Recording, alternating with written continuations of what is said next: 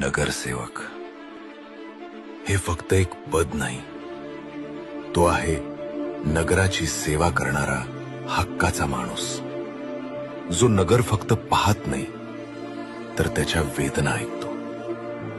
नगरसेवक म्हणजे फक्त फाईल्सवर सही करणारा नाही, तर रस्त्यावर उतरून उपाय करणारा.